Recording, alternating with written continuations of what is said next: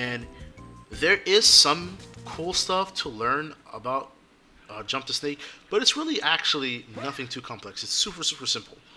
So, with Jump the Snake, right? You are standing on a platform. Unfortunately, I can't move the menu out of the way, but you're standing on a platform, right? As you can see, I'm right there. And out of these little Eggman circle capsule things, these are actually entrances or exits or whatever, right? Basically, a snake will come out of one of them, and then it will swirl around in a circle like you're playing jump rope and you're supposed to avoid the snake. So, just like this, and then bam, and then you're supposed to jump and then not get hit because otherwise you'll get knocked off and you lose the game. Now, here is some important things to take note about Jump the Snake, right? The snake will come and then it'll do loops for a random number, right? So it might do one loop and then leave, or it may do 10 loops and then leave, right? So you're supposed to keep vigilant and make sure that you're paying attention to the snake at all times.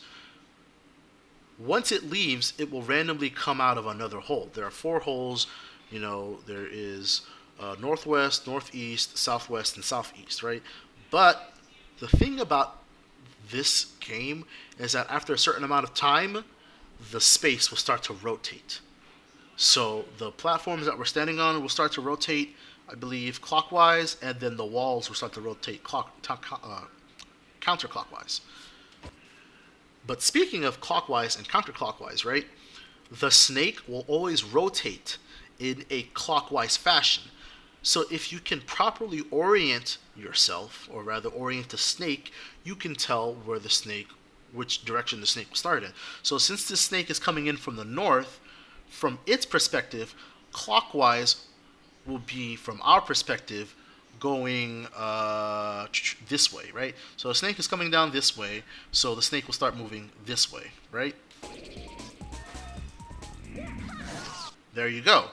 And this is the static rule. This is like the only guaranteed, like, no bullshit, no random logic for the snake. It will always move in a clockwise fashion relative to its own position. So, as long as you keep this in mind, it becomes way easier to tell which way the snake is going to go. And the reason why they do it like this is so that they can throw off your timing, essentially, right? Because once the platforms start rotating, and then once the walls start rotating and the snake starts speeding up, because eventually, as the game goes on, if people aren't dying, the snake will start to come in faster, rotate faster, and then leave faster. Okay, the AI is too easy, so I'm going to go back and then increase the difficulty on the AI.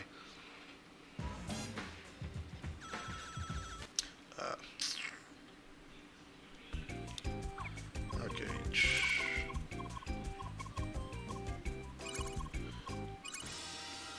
Jump the snake.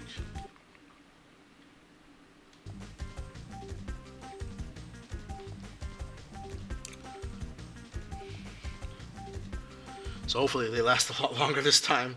Eventually the CPU is forced to lose, because I'm pretty sure as time goes on, because for games like this, the CPU has like a chance to just fuck up every single cycle or loop or whatever, and at some point it's just gonna fail the button check, or fail the check that it needs to successfully keep going on the game. So at least against the computers, it's just a matter of endurance. Overall, the game is a matter of endurance, but specifically for the CPUs, you just gotta hold out long enough. And usually they don't last so long past the 3rd level of speed. That's also a thing about the Snake and Jump the Snake, is that they have 3 tiers of speed. And after you get to the 3rd tier of speed, at that point, it starts to become essential to know not to jump the full height, because jumps in this particular game, or in this mini game, actually have variable height. So knowing when to do a short jump, knowing when to do a short jump, right, is important, especially at the 3rd level of speed. So we'll show you one full game, so you know what it looks like. Well, hopefully they can last a full, all the way up to level 3. If not, I might just have to do... Okay, so now he's coming from our perspective, south southwest, right? So for his perspective, clockwise is going to go this way.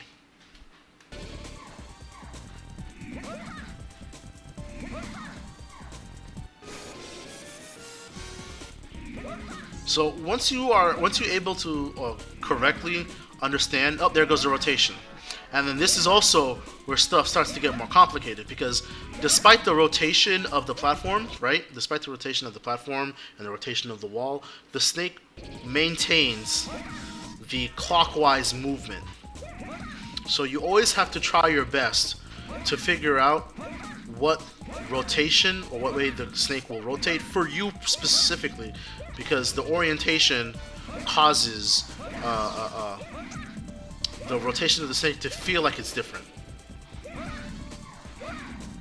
So right now we're on the second speed threshold, right?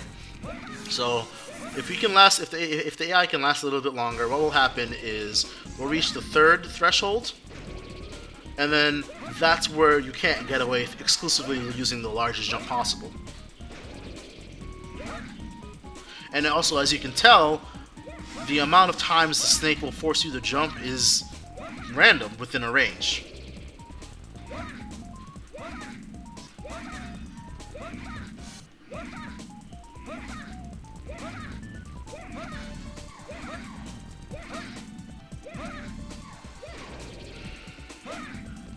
Okay, this is the third tier speed. Now, the thing is about the third tier speed, right, is once you reach the third tier speed, that's the maximum speed. It will not get faster. So you don't actually have to worry about the game speeding up to the point where it becomes impossible for you to keep up, and then somebody just lucks out and gets the win just because they happen to guess the right timing or whatever. So as a result, because there's no timer and the speed maxes out, it truly does become a game of endurance. So I've had games, I think I had a game not too long ago, where this particular minigame lasted like 2 minutes, which is a very long time because we were running at the highest speed possible. And for me, it eventually started to wear down my nerves, because you're supposed to keep a sort of mental stamina so that you can parse all the information that's going on and maintain a level of skill.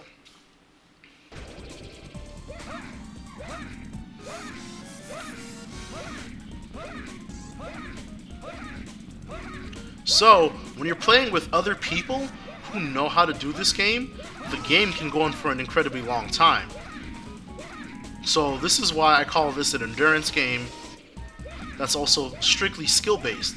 Of course, even if you don't have all this knowledge, right, that I have, you can still last pretty long in this game off of reactions alone, because the snake is not so fast that you can't just, deal with it. However, the third level of speed is usually fast enough that it throws you off, because there isn't much warning.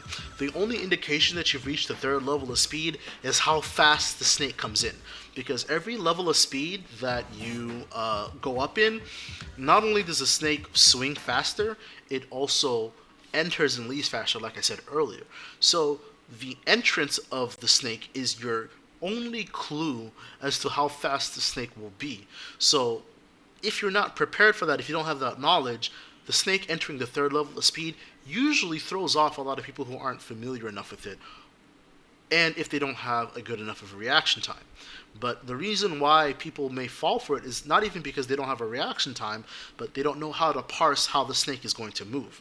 And that's one of the reasons why I think knowing that the snake is always moving clockwise is important, because the disorientation that the rotation of the platform and walls do make it so that it masks the very simple fact that, again, the snake moves clockwise. And if you don't think about that, you think it may rotate to the left or it may rotate to the right, when really it always rotates in the same direction. The orientation just makes it seem like it's going from the left to the right, right?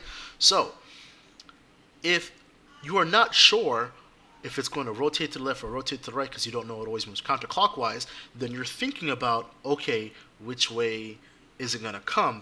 And that thought, that decision making adds to the mental stack, which can slow down your reaction time. And if your reaction time slows down, right, you're also not really going to notice or react to the speed of which the snake shows up in. So, because again, that's the clue to let you know what tier of speed you're in. So if you don't know how it's going to move, and you don't know that the entrance is the indicator of the speed, the level of speed that it's at, then usually what ends up happening is people get thrown off timing wise, and they do a full jump, because also that's another thing that distracts, or that's another thing that plays a trick on you, right? Because the first and second level of speed for jump to snake, you can use a full jump the whole time and do just fine. But with the third level of speed, you using a full jump can actually very quickly result in you losing, because it goes so fast and the full jump is so long. By the time you land, you don't actually have enough time to jump and reach a height that allows you to clear the snake. So that's kind of like the cutoff. Like going from 2 to 3 is kind of like the cutoff point for most people, where the game typically starts to end for a lot of people. So with that information in mind, I'll summarize it. The snake always moves clockwise, no matter what direction it comes in.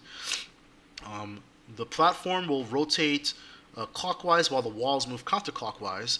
The snake will come in from one of 4 different directions, but no matter, once again, no matter what, it'll always be clockwise.